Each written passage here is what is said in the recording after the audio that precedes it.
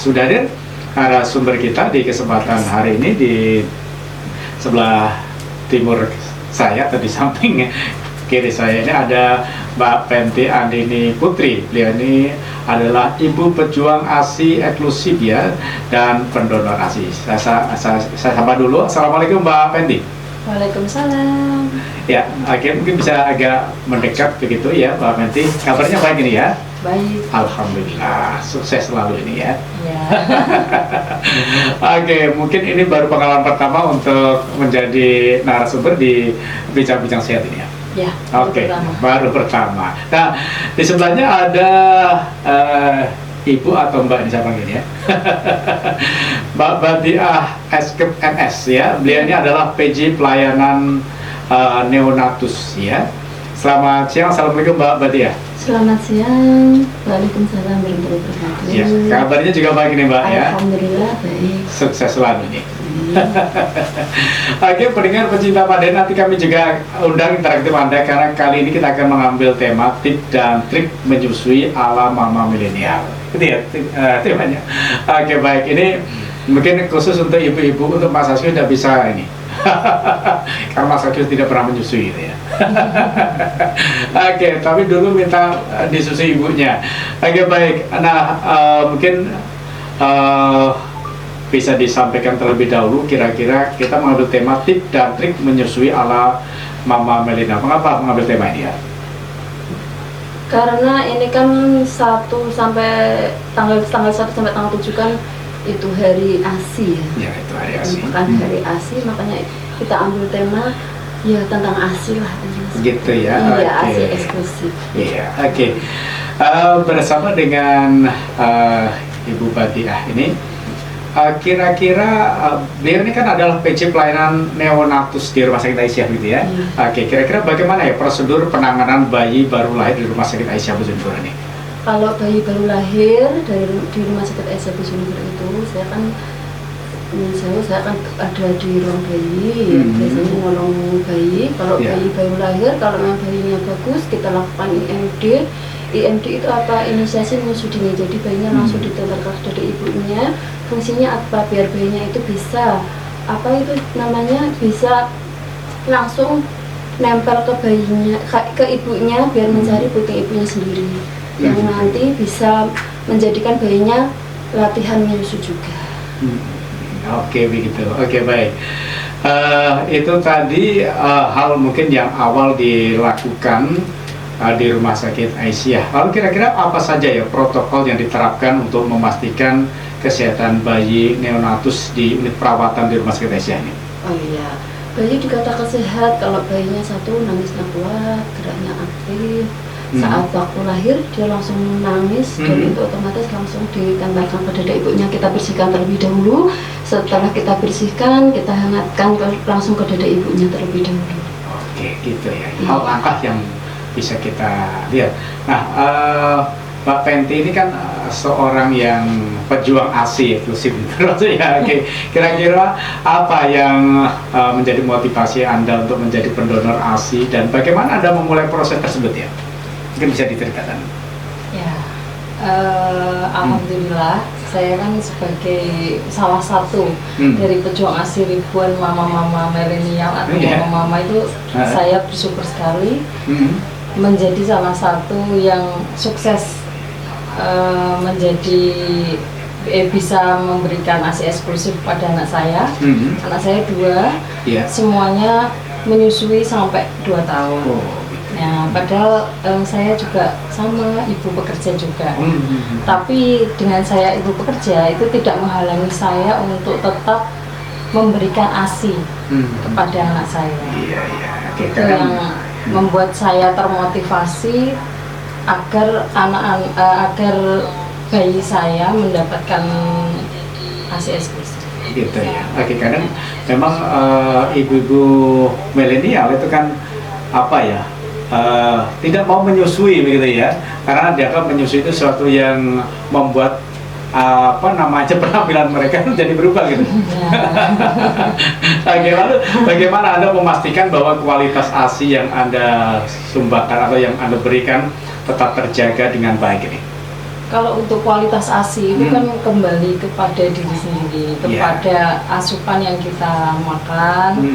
Selain itu bonding antara bayi dengan ibu itu harus terjaga. Dalam artian menyusuinya harus bagus, ASINya juga berkualitas dari makanan yang dikonsumsi itu. Lalu kira-kira apa ya tantangan utama yang sering Anda hadapi dalam menjaga produksi ASI Anda dan tetap konsisten sebagai pendonor gitu? Kalau untuk pendonor kan mungkin awalnya saya itu kan awalnya saya memang ASI aja, maksudnya gitu, memberikan ASI untuk anak saya. Karena ASI saya alhamdulillah diberi lebih sama Allah. Akhirnya banyak yang butuh ASI, tapi memang tidak semua saya berikan, hanya khusus aja, dalam artian hanya beberapa yang misalnya harus sama jenis kelaminnya. Jadi saya nggak akan memberikan kepada yang lawan jenis. Dan yang kedua pasti juga saya misalnya kan saya maaf ya, saya kan juga kerja di rumah sakit Aisyah. Iya benar. Pas itu ada pasien ketika 2017, nih maaf sedikit berpengalaman cerita. Saya boleh silakan ya. 2017 itu saya melahirkan anak pertama saya. Ketika itu sudah 1 bulan, habis itu ada pasien yang membutuhkan ASI. Dan itu karena pas itu melahirkannya 3 hamil kembar 3, jadi sangat butuh ASI yang banyak. Makanya itu awal mula saya pertama kali mendonorkan ASI saya. Karena memang saya diberikan kecukupan, maksudnya kelebihan sama Allah, ASI yang lebih. Nah, berbagi kepada yang lain. Berbagi. Tapi memang kan untuk berbagi atau mendonor ASI kan tidak serta-merta kita memberikan kepada semuanya. Betul. Pasti ada yang pilih-pilih juga. Untuk mendonorkan ASI kepada orang lain pun itu kan juga harus tahu itu nanti akan menjadi saudara kita. Terus harus bisa ngecek itu kesehatan yang kita donorkan itu, maksudnya pendonornya. Nah itu juga harus tahu bahwa saya akan mendonorkan ASI saya dalam keadaan sehat, tidak ada penyakit apapun. Oke, ini ada yang masuk ya, coba saya bacakan dulu. Assalamualaikum. Waalaikumsalam. Saya Aprilia dari Balen, ingin bertanya tentang tips dan trik menyusui ala mama milenial. Yang pertama, bagaimana posisi menyusui yang paling efektif untuk memastikan bayi dapat menyusui dengan baik gitu ya? Kira-kira posisi menyusui yang paling efektif seberapa? Ya. Ini dari saya Pak. Iya, monggo silakan, mungkin bisa Mbak Fenty atau Bu Fatia. Sebenarnya ada beberapa cara sih cara menyusui itu ya. Biasanya kalau pelekatan bayinya minum. Kadang kan kalau kan ada beberapa posisi, ada bisa tidur, terus duduk kan seperti itu. Kalau misalnya duduk tapi pelekatannya nggak bagus juga nggak efektif juga gitu loh ya. Jadi kalau misalnya duduk juga dilihat pelekatan waktu minum bayinya itu bagaimana. Kalau misalnya bayinya kok minumnya itu masih kan kadang ada yang suaranya gitu cerap-cerap, itu berarti belum masuk semuanya. Kalau misalnya bayinya sudah kayak nelan kayak gitu berarti itu sudah masuk seperti itu. Oke, baik. Itu ya posisi. Kemudian yang kedua ini pertanyaannya, apa teknik yang harus digunakan untuk memastikan bayi menggigit puting dengan benar dan mendapatkan ASI yang cukup? Teknik atau yang harus digunakan untuk memastikannya seperti apa ini? Saya bantu jawab ya. Sebenarnya untuk teknik sama gitu ya? Dengan posisi menyusui yang benar itu. Intinya sebenarnya banyak di Google, di YouTube, itu banyak sekali. Yang terpenting dari bayi itu mau menggigit putingnya itu kan harus dengan posisi yang pas. Posisi yang pas itu sejajar, jadi ketika digendong itu punggung bayi harus dalam keadaan miring, jadi bukan ibu bayinya terlentang, kepalanya yang menengok, itu posisi yang salah. Biasanya banyak sekali ibu-ibu muda yang salah kaprah dalam posisi menyusui, karena posisi menyusui itu nanti yang kalau misalnya salah itu nanti bisa menimbulkan lecet, terus bayinya malas menyusu, terus yang ketiga akhirnya ibunya jadi stres. Kalau ibunya sudah galau, stres, akhirnya mancet asinya. Nah itu yang menyebabkan asinya tidak keluar. Oke, maka jangan sampai seorang ibu itu mengalami galau gitu, atau gegana, galau dan merana. Karena salah satu yang penting, yang sukses ASI itu satu happy. Ibu harus bahagia. Nah, ibu harus bahagia. Mau minum pelancar ASI apapun, kalau ibunya nggak happy, kalau ibunya nggak tenang, itu nggak akan keluar ASInya. Itu yang terpenting dari tahap menyusui itu sebenarnya itu, karena dukungan dari, makanya dukungan suami itu penting, penting sekali, dukungan orang keluarga, itu sangat penting sekali ya. Oke, makanya itu tadi terima kasih buat Mbak Aprilia dari Mbalen yang sudah menanyakan 2 pertanyaan dan sudah dijawab. Tadi barangkali mungkin ada hal-hal yang belum jelas yang ingin ditanyakan karena Anda mungkin sebagai mama muda yang baru pertama menyusui begitu. Bisa ikut sharing bersama di layanan yang kami sediakan di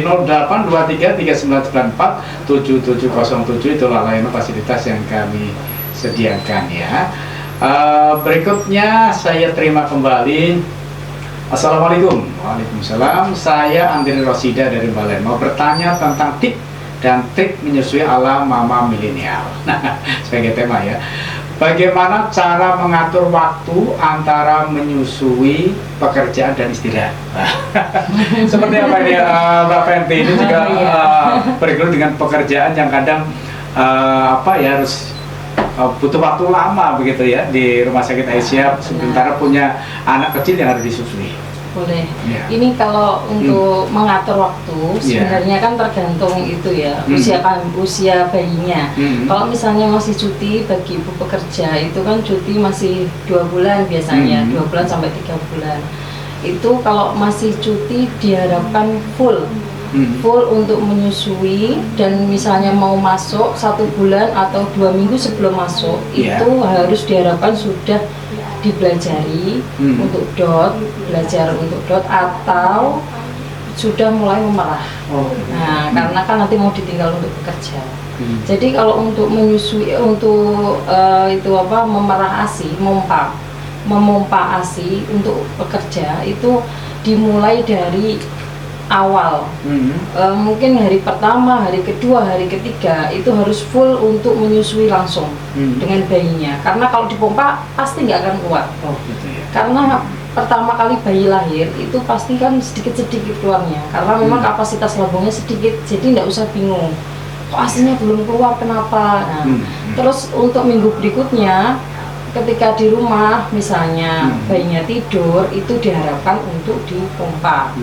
Kalau bisa waktu yang tepat untuk menyusui untuk dipompa itu adalah jam malam, jam 2 sampai jam 4 itu, karena hormon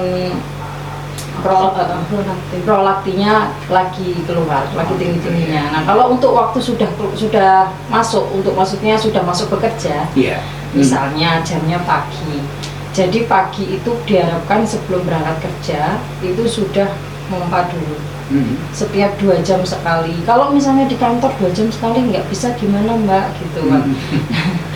Pasti kalau ibu pekerja pasti di itulah sama kantornya pasti ada dispensasi bagi ibu-ibu yang menyusui atau ibu memompa, itu bisa memompa dulu, karena kalau tidak dikeluarkan misalnya 6 jam baru dikeluarkan dipompa itu nanti bakalan jadi bendungan ASI. Nanti tambah merembes, tambah sakit. Jadi setiap 2 jam atau 3 jam harus dipompa. Nanti ketika di rumah tetap harus disusui bayinya. Jadi tidak dipompa terus. Nanti jadi kalau tidak disusui ya percuma. Nanti nggak ada bonding dengan bayi, dengan ibu dengan bayinya, atau nanti ASInya juga bisa seret. Oke, baik. Mbak Andri Rosida. Terus pertanyaan kedua ini, Mbak Fenty, apa kira-kira saran narasumber untuk ibu muda yang mungkin merasa kewalahan dengan proses menyusui? Ya, memang ibu muda itu apalagi anak pertama itu pasti kesusahan, bingung, galau. Makanya kenapa mama-mama muda itu harus proaktif, bukan hanya setelah melahirkan, tapi sebelum melahirkan pun itu harus belajar. Belajar cara menyusui itu dari mana, bukan biasanya hanya dari Google, bukan hanya dari Google aja, tapi bisa ikut kelas ibu di Rumah Sakit Aisyah ada kelas ibu, disertakan yoga, itu semua di sana dikupas tuntas tentang menyusui, bahkan tidak menyusui aja, banyak sekali ilmu yang bisa diserap atau diambil di kelas yoga dan kelas ibu di Rumah Sakit Aisyah setiap hari Sabtu. Oh, bisa ya, itu mama muda wajib ikut itu karena itu untuk bekal ketika dia menyusui, ketika dia menerima bayinya, mau melahirkan. Jadi nggak bingung ketika bayinya lahir, dia nggak bingung, karena sudah ada bekal. Oh, ini asiku kok nggak keluar, kenapa ya? Nah, kalau di kelas ibu hamil itu sudah dikasih tahu bahwa ketika bayi baru lahir itu pasti bayi itu ASI itu nggak langsung keluar, jadi nggak usah bingung.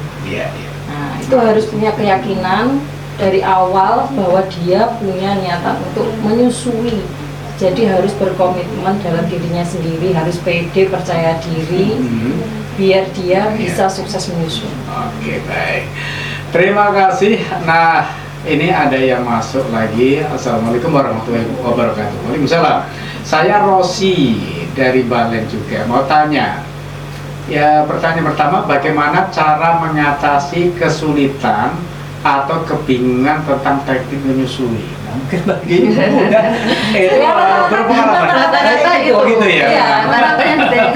Rata-rata seperti itu semua. Teknik-teknik. Kalau memang pertama memang agak susah memang ya. Apalagi kalau ibu-ibu muda kayak itu biasanya kalau awal-awal kan masih pendek gitu, jadi putingnya masih pendek, jadi kesusahan untuk untuk menyusui dengan benar itu biasanya kesusahan.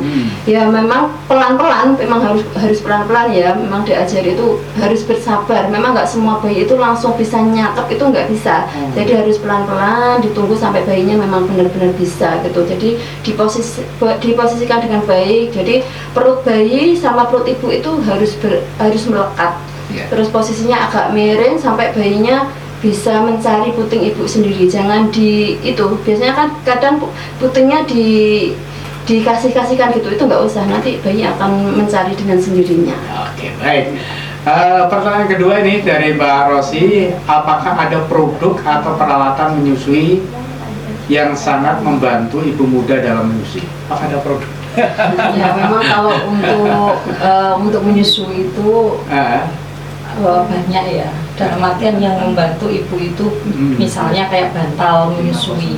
Jadi ada bantal yang bulat itu memang sedikit membantu biar ibunya itu pas posisinya dalam menggendong bayinya, jadi nggak bungkuk gini. Jadi kalau misalnya ibu itu bungkuk mendekati malah yang mengikuti bayinya itu salah. Nah, jadi malah bayinya yang harusnya mengikuti ibunya. Jadi kadang-kadang kan bayinya turun terus ibunya yang ikut dekbek itu salah. Nanti tambah punggungnya yang sakit. Jadi kalau ibunya nggak rileks, nggak nyantai, akhirnya juga itu yang menimbulkan kegelisahan. Ini kenapa aku capek? Akhirnya kan stres. Nah itu rata-rata biasanya pemicunya itu. Mungkin perlengkapannya yang simpel aja. Mungkin bantal ASI itu ya nggak semuanya harus beli gitu, enggak. Sebenarnya cukup dengan bantal yang biasa itu sudah cukup, gitu aja. Kalau untuk yang pompa ASI itu kan untuk next, maksudnya untuk ibu pekerja yang misalnya nantinya akan diperah ASI-nya, itu perlengkapan yang harus disiapkan memang pompa ASI. Oke, baik. Terima kasih, tadi dua pertanyaan sudah dijawab di kesempatan hari ini. Kita akan break dulu. Jangan kemana-mana, tapi 102.5 Madani FM Solution Radio. Tentu kita masih bersama dengan Rumah Sakit Aisyah. Baik insan Madani, dimanapun Anda masih kita ikuti program siar bincang-bincang sehat ya. Kita mengambil tema tip dan trik menyusui ala mama milenial ya. Hadir narasumber kita Ibu Badiah SKPNS. Beliau ini adalah PJ pelayanan neonatus ya. Kemudian juga Mbak Fenty Andini Putri AMD gitu ya. Oke, beliau ini adalah ibu pejuang ASI eksklusif dan pendonor ASI. Nah, silakan nanti kami undang interaktif Anda di layanan yang kami sediakan, tentu di 082339947707. Itulah layanan fasilitas yang kami sediakan untuk Anda bersama dengan program siar bincang-bincang sehat ya. Di kesempatan hari ini bersama dengan Rumah Sakit Aisyah.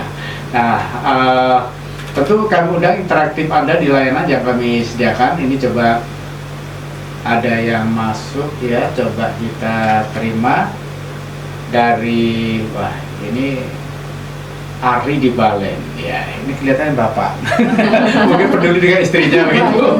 Itu yang bagus adalah Oh gitu ya? itu, Oh gitu ya? Bapak memang pendukung nomor 1. Iya, tapi Pak Ari atau Mas Ari tidak menyusui, ibunya yang menyusui, istrinya begitu maksudnya. Barangkali punya anak kecil ini, ketika seorang ibu harus bekerja hingga jam 2 siang dan posisi di rumah, apakah ASI yang sudah ditampung pada botol itu masih dibolehkan untuk diminumkan sampai berapa lama kekuatan bertahannya gitu ya? Mungkin yang ASI di perah itu ditaruh di botol gitu.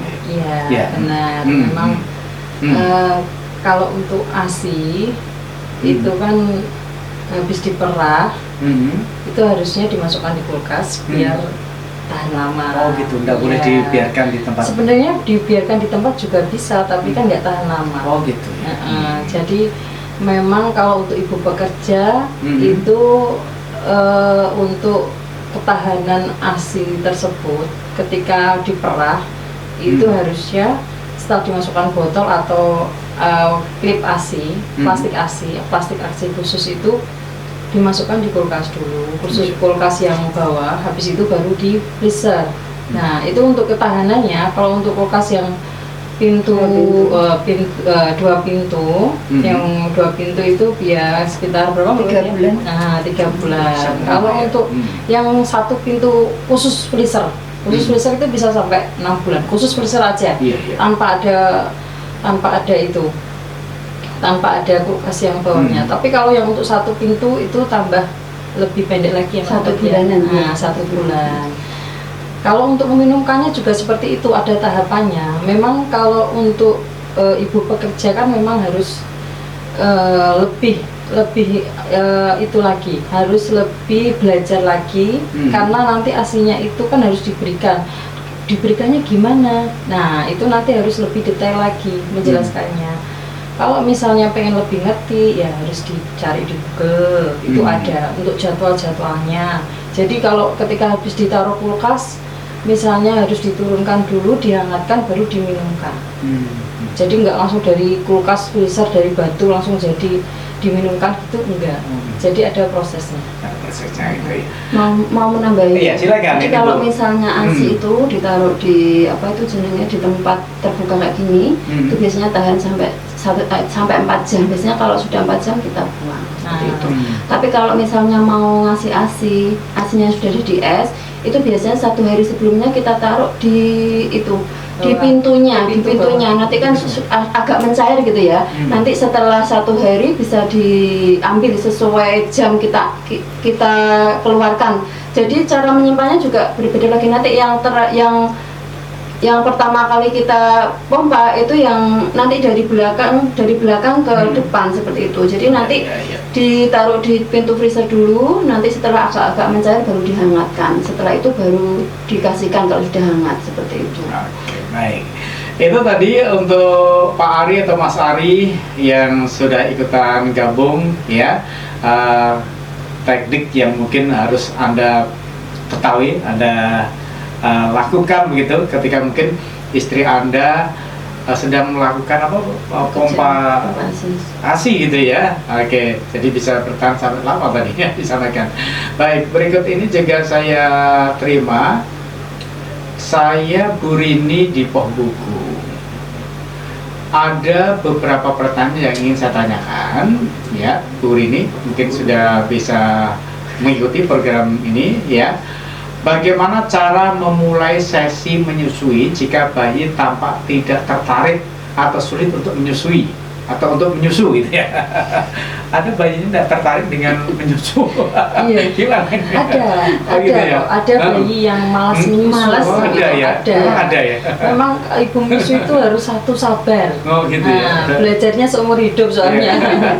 Ya, Bu Rini harus sabar ya. Ya, tapi memang ada tekniknya. Nah, biar bayi itu bisa tertarik sama ibunya. Jadi harus ada bonding antara ibu dan bayinya. Kalau ibunya sudah merasa, aduh bayiku ini udah nggak tertarik dengan saya, itu nggak akan tertarik beneran. Karena itu tergantung mindset dari pikirannya sendiri. Jadi sukses menyusu itu tergantung dari pikirannya. Jadi nek pikirannya sudah dari awal dia bilang saya nggak bisa, kayaknya bingung ini gini, akhirnya dia akan gagal untuk menyusui. Jadi nomor satu adalah yakin dan pede.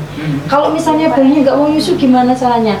Harus dibangunkan. Misalnya bayinya tidur, malas tidur aja, dibangunkan dulu biar dia nangis. Nanti baru disodorkan ke payudaranya.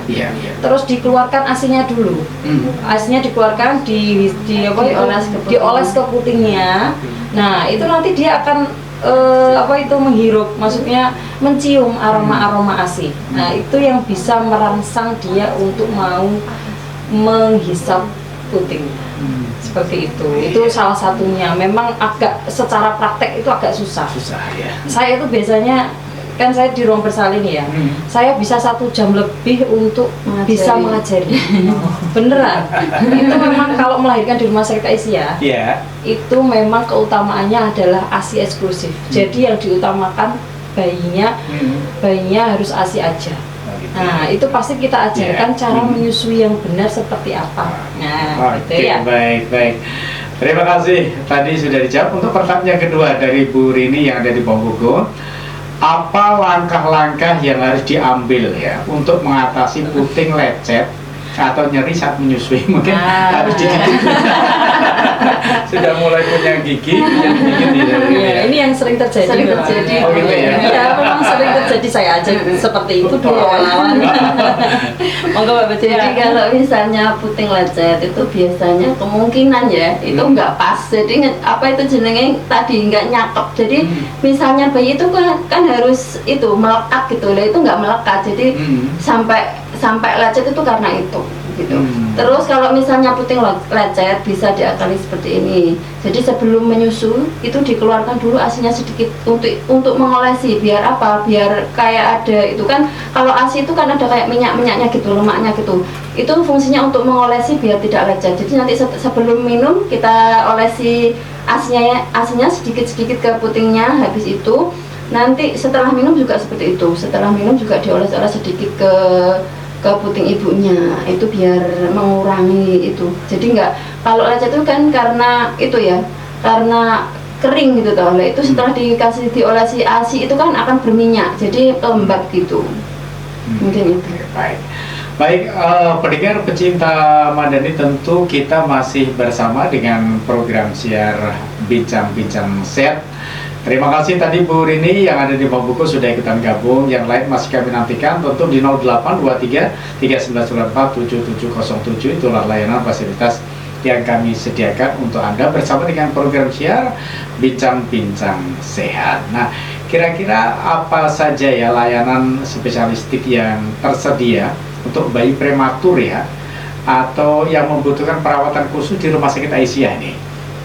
Seperti apa ini, Pak? Iya, untuk bayi prematur, alhamdulillah kebetulan sampai saya alhamdulillah di ruang bayi itu sudah berapa lama ya? Mulai 2010 sampai sekarang ya. Itu pernah merawat bayi 7 on sampai pokoknya bayi kecil itu kurang dari 1.500 itu sampai 7 on. Itu berhasil alhamdulillah sampai umur 2 bulan baru pulang. Itu berat badannya sudah mau 1,5 kg itu baru pulang. Terus untuk BPLR itu sendiri itu ada inkubator, terus ada CPAP juga ya. CPAP itu untuk bayi-bayi baru lahir yang biasanya tidak bernafas spontan seperti itu, biasanya dikasih yang namanya alat bantu nafas yang namanya CPAP itu. Selain CPAP sama inkubator, nanti untuk bayi-bayi baru lahir yang berat badannya kecil biasanya kita lakukan PMK. PMK itu apa? Perawatan metode kanguru. Jadi nanti sebelum pulang kita lakukan perawatan metode kanguru terlebih dahulu. Jadi nanti setelah pulang beliaunya yang di rumah juga harus perawatan seperti itu. Fungsinya apa? Biar untuk mempercepat peningkatan berat badan bayinya. Selain itu juga untuk menghangatkan. Jadi kalau misalnya bayi di rumah itu kalau misalnya nggak ada box bisa dilakukan PMK, perawatan metode kanguru. Selain itu sebelum pulang kita biasanya mencontohkan cara perawatannya di rumah sakit seperti apa. Misalnya cara memandikan bayi dengan berat badan lahir rendah itu bagaimana, itu kita ajari terlebih dahulu. Jadi nanti di rumah biar nggak dimandikan sama nyuwun sewu mbak dukun. Biasanya kadang setelah di rumah dimandikan sama mbak dukun dikasih nggak tahu apa gitu ya nyuwun sewu. Itu biasanya seperti itu. Kalau bisa itu setelah pulang dari rumah sakit semuanya sudah bisa, ibunya sudah bisa mandiri. Jadi semuanya sudah dilakukan oleh ibunya sendiri seperti itu. Iya, oke, baik. Luar biasa ya. Nah, Mbak Penti, kira-kira ya Anda kan sebagai pendonor tadi ASI ya. Kira-kira apa dampak positif yang Anda rasakan dari aktivitas mendonorkan ASI baik bagi diri sendiri maupun bagi bayi yang menerima gitu ya? Apa ya pengalaman yang Anda dapatkan ini? Ya, alhamdulillah masih diberi kesempatan sama Allah untuk berbagi. Itu yang sangat luar biasa. Mungkin kita nggak bisa ngasih apa-apa. Nah, itu yang alhamdulillah dikasih kelebihan ASI terutama yang bisa membantu sesama. Gitu ya. Oke, baik. Kadang kita sering ya melihat bukan ibu-ibu muda tapi yang sudah anak yang kedua, ketiga gitu ya. Kadang sering menetei putra atau putrinya itu habis dari sawah langsung ditetek. Ini gimana sebenarnya kebersihan putingnya ini ya? Iya, memang kalau untuk maksudnya ibu-ibu yang sudah anak kedua, ketiga apalagi hidup di desa, maka minim pengetahuan. Jadinya memang kan tapi ya memang gimana ya, kalau karena minim pengetahuan jadi tidak tahu caranya perawatan payudara, cara menyusui yang benar. Itu memang kan tidak begitu tahu tentang informasi itu. Itu sebaiknya mungkin harus dibersihkan dulu pakai. Memang untuk perawatan payudara, apalagi mau menyusui. Mau menyusui itu nomor 1 payudara, cuci tangan dulu ya, terutama itu cuci tangan dulu dalam keadaan bersih. Terus ibunya juga pakaiannya bersih. Dan yang terakhir itu ganti baju dulu lah. Intinya ganti baju harus bersih. Ada nggak bisa di sawah itu? Masa dari habis dari sawah terus menyusui. Anak itu yang nangis minta disusui langsung gitu. Memang kan kadang-kadang ya orang dulu itu wes kesulitan aja gitu. Itu sebenarnya tidak baik bagi kesehatan. Menjaga kebersihan itu nomor 1 karena untuk menyusui itu nanti kalau misalnya kotor payudaranya, nah itu kan yang dihisap juga ikut kuman-kumannya juga ikut masuk. Misalnya keringetan, berteko sawah, belum mandi, langsung nyusoni, ya itu nanti kumannya ikut semuanya masuk ke dalam. Oke, baik, luar biasa. Nah, kira-kira Mbak Penti, bagaimana ya Anda memastikan kebersihan dan keamanan saat menyimpan dan mendonorkan ASI ini? Kalau untuk penyimpanan, kalau untuk pertama dipompa dulu ya. Untuk pompanya itu harus disterilkan dulu, nomor 1 itu. Terus habis dipompa harus segera dimasukkan ke wadah botol. Yang kalau botol kan biasanya bisa direuse ulang, maksudnya disterilkan ulang. Tapi kalau untuk plastik kan hanya sekali pakai. Itu habis dipompa, misalnya kita memompanya harus sampai tuntas, nggak boleh cuma aku capek mumpah cuman setengah aja, 5 menit aja lah udah selesai. Itu nanti yang menimbulkan kemacetan juga. Jadi kalau bisa mompanya tuntas. Tuntasnya gimana Mbak caranya? Sampai benar-benar kosong payudaranya. Kadang-kadang kalau ibu-ibu pekerja kan capek, wis capek terus mumpah setengah-setengah, akhirnya itu yang menimbulkan kemacetan. Nanti akhirnya asinya seret, bingung. Kalau udah asinya seret, sudah dipompa tapi kok nggak keluar-keluar. Nah itu yang akhirnya nanti jadi kendala. Jadi kenapa pentingnya harus meskipun tidak menyusui langsung, misalnya dipompa, ketika bekerja itu harus tuntas, harus paling tidak 10 menit lah, 10 menit pompa, apa itu kalau misalnya pompanya 1 gitu. Biasanya kan kalau ibu bekerja sekarang itu pakai pompa yang elektrik, itu yang paling in, itu yang mama milenial itu pasti udah tahu lah ya. Pompa elektrik itu paling nyaman kalau menurut saya, itu paling nggak membuat stres mama-mama. Soalnya ditempel gitu, kita tinggal jalan-jalan kemana sudah. Sekarang banyak pompa itu nggak usah sambil bekerja pun bisa. Sambil jalan-jalan gitu bisa. Nanti pakai penutup gitu bisa. Jadi sekarang variasinya lebih banyak, variasinya banyak dan tidak merepotkan ya. Jadi nggak ada kata tidak menyusui. Jadi semangat untuk mama-mama muda itu meskipun pekerja ataupun tidak pekerja pun harus semangat menyusui. Kayak enek kendala, aku pekerja wis dikasih susu formula, nggak ada. Jadi wajib seorang ibu itu memberikan hak kepada bayinya. Bayi itu punya hak untuk menyusui, untuk diberikan ASI. Nah, diberikan ASI itu adalah hak bayi. Jadi bayi itu harus mendapatkan haknya. Nah, itu diberikan ASI. Meskipun ibu pekerja tidak ada halangannya. Nah, caranya gimana? Harus pinter, mama-mama muda itu harus pinter. Sekarang tuh banyak sosmed, banyak ilmu pengetahuan. Jadi harus sering menggunakan sosmed itu yang bermanfaat. Gitu. Baik, terima kasih. Nah, Mbak Penti, biasanya kan bagi mama muda yang baru pertama menyusui itu biasanya kan nggak keluar air susunya begitu ya. Terkadang kalau di pedesaan terus diambilkan godong babing. Daun katuk biasanya. Ya, apakah itu sebuah mitos atau memang benar di dalam medis ya? Godong babing itu apa ya? Iya, kalau orang Jawa daun katuk biasanya. mungkin ya. Kalau daun katuk itu memang kan untuk memperlancar ASI. Iya, maksudnya itu dia yang meminumnya, untuk sayur, buat sayur terus dimakan ibunya, itu bisa. Tapi kalau misalnya ini nggak keluar asinya di lotek gedang, zaman dahulu ya, itu kan sekarang sudah zamannya udah berbeda jauh. Atau misalnya dikasih madu, nah itu dikasih kurma sedikit, atau diolesi. Zaman sekarang juga masih ada loh ya, dikasih air sedikit dicetaknya, biar nggak kering itunya mulutnya. Itu salah kaprah, itu salah besar.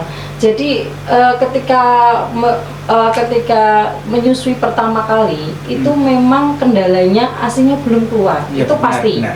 Itu banyak sekali rata-rata gitu. Saya sendiri juga mengalaminya. Anak pertama dulu memang seperti itu. Makanya dari hamil harus sudah punya keyakinan kuat untuk PD untuk mau menyusui. Jadi dapat ilmunya dari mana? Nah, dari pas hamil juga harus cari tahu tentang gimana asinya keluarnya. Jadi kalau pertama kali lahir ya nggak bisa langsung banyak juga asinya, karena lambungnya masih seklereng, kebutuhannya masih sedikit. Jadi nggak butuh banyak-banyak. Kok nangis, saya lapar mbak, biasanya ibunya gitu, bingung. Itu yang membuat galau. Wah, itu nomor 1. Benar. Oke, baik. Kira-kira apa ya harapan Anda atau Mbak Penti untuk masa depan mengenai dukungan dan fasilitas bagi pendonor ASI di komunitas, utamanya di Rumah Sakit Aisyah ini? Sebenarnya gini ya Pak, kalau donor ASI itu kan memang harus ada screeningnya terlebih dahulu. Jadi kalau donor ASI itu kayak donor darah gitu loh ya. Oh gitu ya. Jadi harus ada screeningnya terlebih dahulu. Jadi kalau misalnya mendonorkan itu harus tahu apa ada riwayat penyakit apa di ibunya, terus jenis kelamin yang didonorkan itu apa, terus nanti tahu nggak apa itu jenenge silsilah keluarganya bagaimana, seperti itu harus ada. Jadi sebenarnya untuk donor ASI itu sendiri butuh screening terlebih dahulu, dan di negara-negara di Indonesia ini adanya di Jakartanya saya seperti itu. Jadi kalau misalnya donor ASI itu memang monggo, kalau itu nanti tapi harus ada tanda tangan lah, intinya harus ada hitam di atas putih. Jadi nanti kalau misalnya ada di belakang ada apa-apa, nah itu sudah tanggung jawab dari keluarga yang meminta didonorkan ataupun yang pokoknya yang meminta ASI-nya. Oke, baik. Kira-kira apa ya kebijakan di Rumah Sakit Asia ini terkait pengunjung dan orang tua dalam mendampingi bayi di unit neonatus ini? Oh iya. Apakah ada kebijakan? Iya. Kalau di ruang kami, di ruang neonatus itu sendiri ada jam kunjungnya tersendiri. Kalau pagi biasanya jam kunjung jam 12 sampai jam 13 siang. Tapi kalau sore hari biasanya jam 18.30 sampai jam 19. Jadi kalau misalnya pagi hari itu 1 jam itu boleh masuk, misalnya bapaknya, sore monggo bisa ibunya. Jadi bergantian, satu kali besuk 1 orang saja. Seperti itu. Oke, baik. Pendengar pecinta Madani dimanapun Anda, mungkin karena tema kita adalah tip dan trik menyusui ala mama milenial. Kira-kira tipnya seperti apa ya? Di akhir atau di penghujung acara ini? Kalau untuk trik-triknya, insya Allah sih sudah banyak juga. Yeah, okay, cuman ini kan kita meringkas saja. Kalau untuk triknya, untuk mama muda itu yang pertama harus, yang saya ulang-ulang lagi ya, itu harus yakin dulu, yakin bisa menyusui. Karena kalau sudah dari awal nggak yakin, galau, bingung, otomatis akan salah kaprah juga. Terus yang kedua adalah dukungan dari suami dan keluarga, itu penting. Karena suami itu harus tahu, sepas hamil itu harus lebih tahu nantinya itu kita menyusui seperti apa, nanti kita menyusui anak kita seperti apa. Jadi ketika waktu melahirkan dia sudah lebih paham, lebih care terhadap istrinya. Nanti kalau mertuanya misalnya ini kasih formula aja, nah itu kan nanti suaminya bisa memberi arahan ke ibunya atau ke mertuanya dan mendukung istrinya penuh. Jadi nggak hanya cuman aja dikasih pengertian, enggak, tapi juga harus dibantu malam hari, dibantu untuk merawat bayinya, menyusui ketika ibunya menyusui bayinya, bapaknya juga mendukung untuk dipijat. Nah, pijat laktasi. Nah, namanya itu bisa memperlancar ASI juga. Terus yang ketiga, makanan atau gizi. Nah, makanan atau minuman yang dikonsumsi itu juga berpengaruh penting terhadap kelancaran ASI eksklusif itu.